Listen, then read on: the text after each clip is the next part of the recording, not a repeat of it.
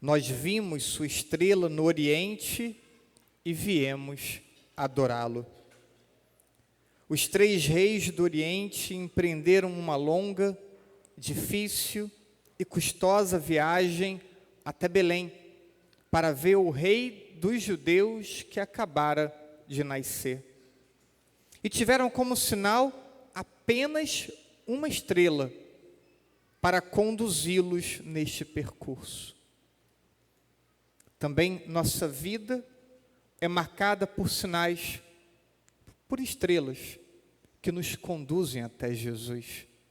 E sobre isso vamos refletir na homilia de hoje. O sentido da festa é contemplar a universalidade da salvação. Os reis diante de Jesus mostram que Deus vem para todos. Embora o primeiro anúncio tenha sido feito ao povo judeu, mas todos os povos são destinatários da palavra, do anúncio e da salvação de Deus. Esses homens sábios e estudiosos, conhecedores das estrelas e das principais tradições religiosas do seu tempo, consequentemente também conhecem as Escrituras, conhecem os profetas. E Deus se utiliza do conhecimento desses homens para levá-los até Belém e poderem adorar o Rei dos Judeus. Muitas pessoas alegam não saber a vontade de Deus, não saber qual o desígnio de Deus para as suas vidas. Mas, na verdade, também não criam condições para perceber e ter entendimento sobre os sinais de Deus. E também não sabem pedir ajuda. Parece bem incoerente que Deus crie nossa vida para um propósito e não revele a nós qual é o propósito de nossa vida. A vida de nenhum de nós é por acaso.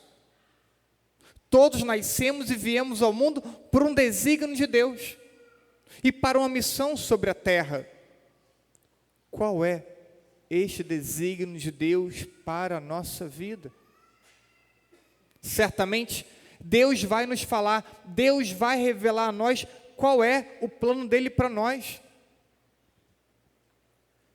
Certamente, de muitos modos, Deus já veio tentando e continua tentando fazer com que percebamos o rumo certo pelo qual devemos conduzir nossa vida. É preciso um olhar atento para o cotidiano, pois ele é repleto dos sinais de Deus.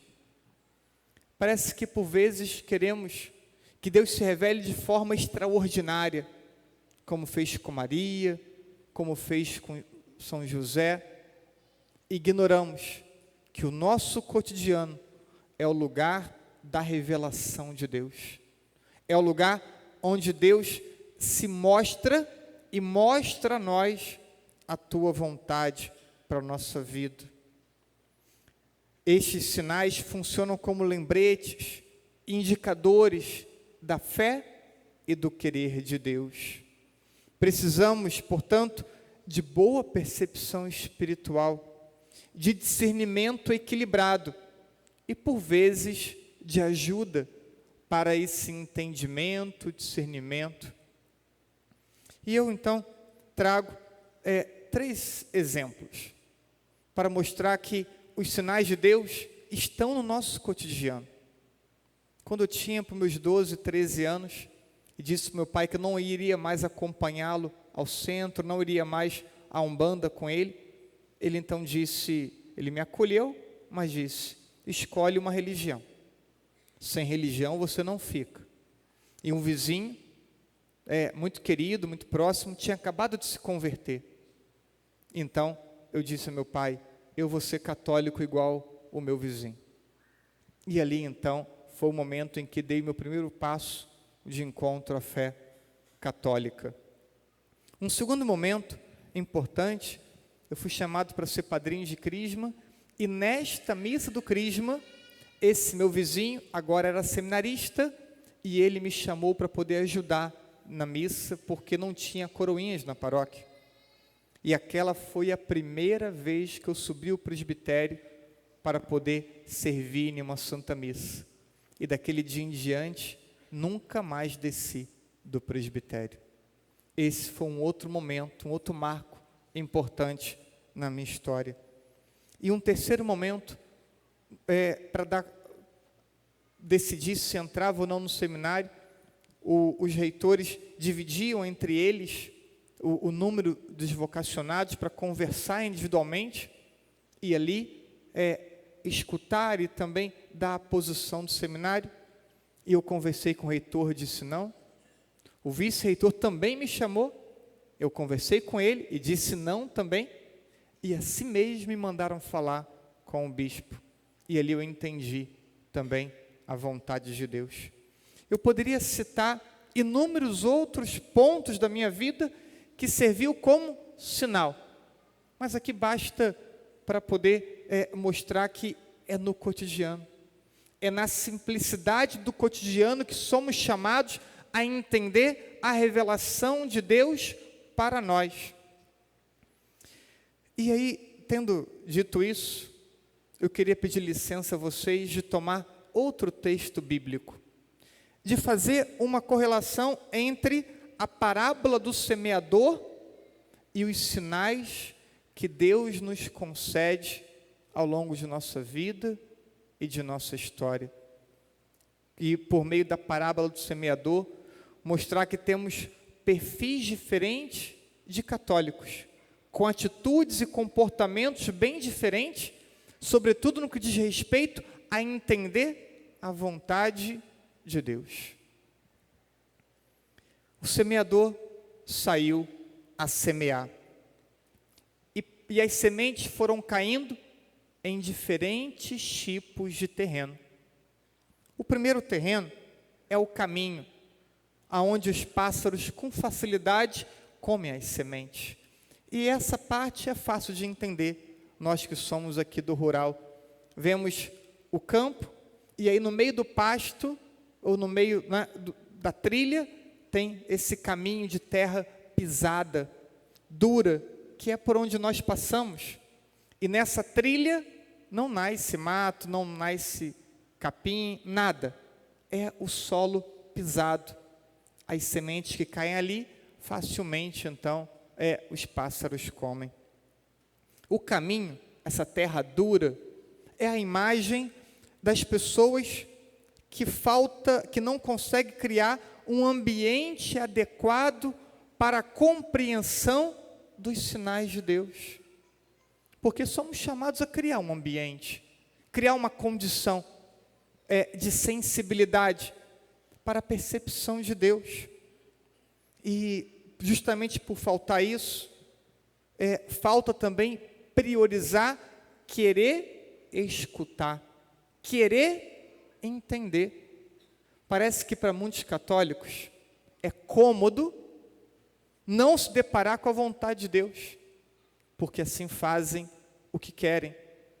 Usam o seu próprio discernimento e apenas ele como critério para definir as suas ações, sem se submeter de verdade a Deus. E assim, dizem que Deus está mudo, que Deus não fala, que Deus não se comunica com elas. Temos um número de católicos assim, coração endurecido, obstinados na própria vontade, não se importando em escutar Deus, e não querendo escutar Deus, e ainda jogando a responsabilidade para Deus, como se Ele não quisesse falar conosco ou se revelar a nós. Um segundo grupo de católicos é como o solo com pedras, com pouca terra, que o sol vem e queima logo a planta por falta de raízes. É a imagem das pessoas que têm percepção do querer de Deus, que sabe o que Deus quer, que consegue acertar o discernimento, mas é frágil. E na hora da dificuldade, desiste. Não consegue enfrentar os obstáculos. Abandona o caminho logo nos primeiros obstáculos encontrados. E por isso, acaba não sendo capaz de seguir os sinais com perseverança. Veja, tem percepção, tem discernimento, começa a dar os passos, mas desiste logo. Quantos católicos assim, né? Elencam os obstáculos para não seguir, mesmo tendo clareza e certeza de quais passos deveriam ser dados. Terceiro grupo, as sementes que caem entre os espinhos e ficam sufocadas e também morrem. São a imagem daqueles que sabem também do caminho, que também tem percepção, que também tem discernimento, mas facilmente são seduzidos pelos prazeres, pelas comodidades e pelas ocupações do cotidiano, com trabalho, com estudo e com família. Tem discernimento, sabe o que tem que fazer, mas se perde, se distrai, se dispersa, gosta das coisas mais prazerosas, e estão sempre dando a desculpa para não se comprometer com Deus, com a mudança de vida, com a conversão. Veja, 3 tipos de solo, 3 tipos de católicos que não conseguem acolher e praticar a vontade de Deus. Seja porque não quer, seja porque não consegue perseverar por fraqueza, seja porque se ilude e se dispersa com facilidade. É difícil essas pessoas trilharem um caminho de santidade, se não forem capazes de perceber, de discernir, de acolher e de colocar em prática a vontade de Deus. O último grupo é a terra boa, aquele que ouve a palavra, a compreende e produz fruto. O fruto gerado em terra boa é imagem da alegria por ser capaz de seguir a estrela e acabar por encontrar Jesus. Entende o sinal, tem a força de segui-lo com perseverança e por isso se alegra. Os magos sentiram uma grande alegria ao encontrarem o rei dos judeus. A alegria de estar com Jesus fez com que entregassem os seus tesouros. É o encontro que dá sentido à vida.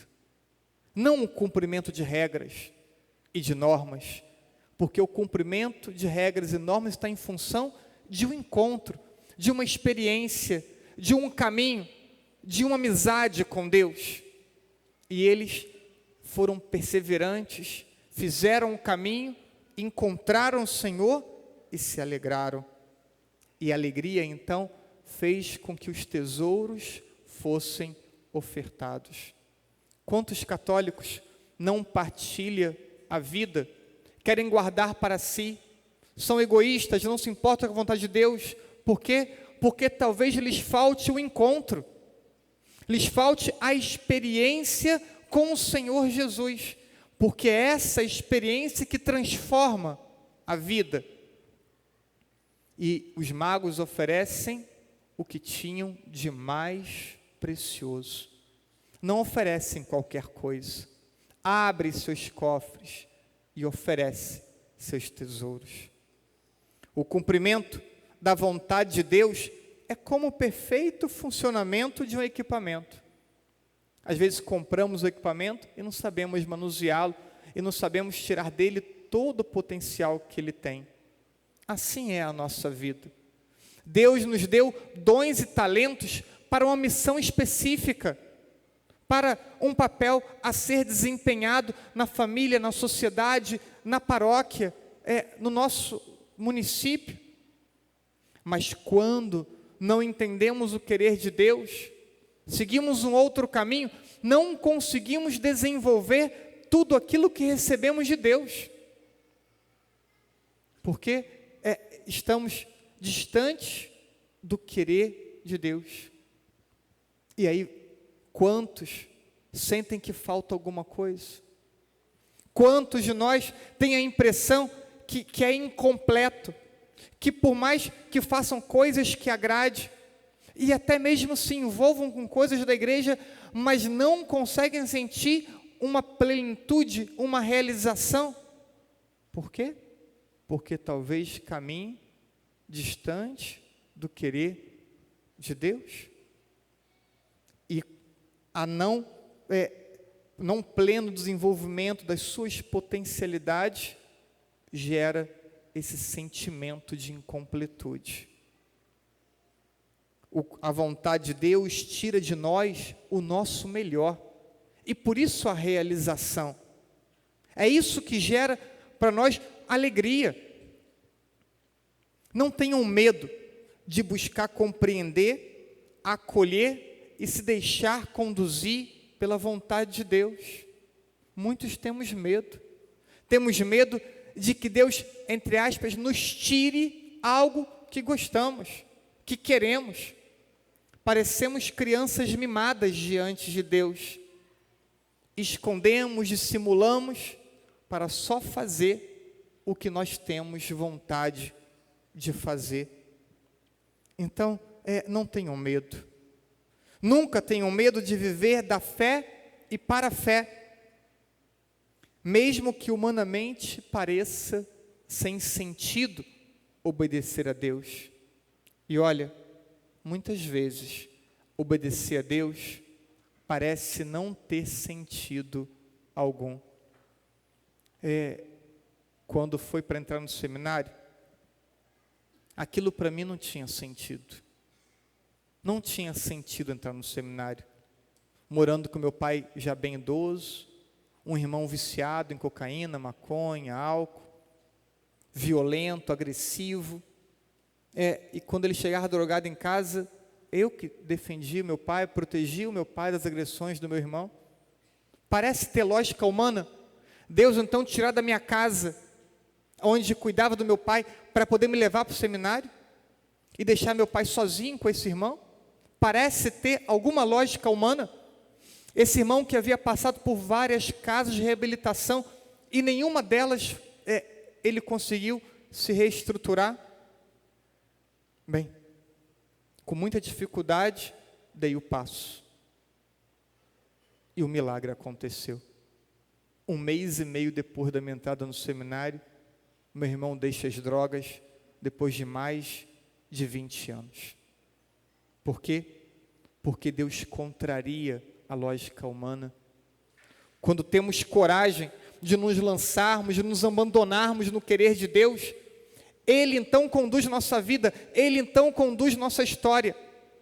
E Ele providencia para nós o que de fato nós precisamos.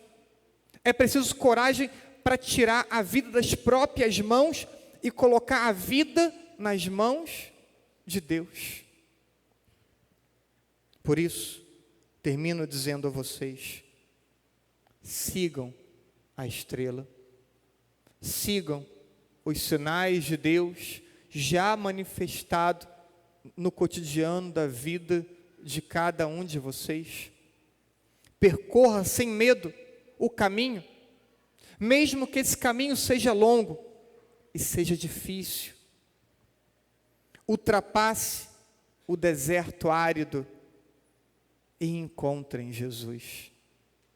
E quando encontrarem Jesus, abram o cofre e ofereçam o seu tesouro, sua vida e o seu coração. Pois nele está a nossa paz e a nossa alegria. Nele está a nossa realização.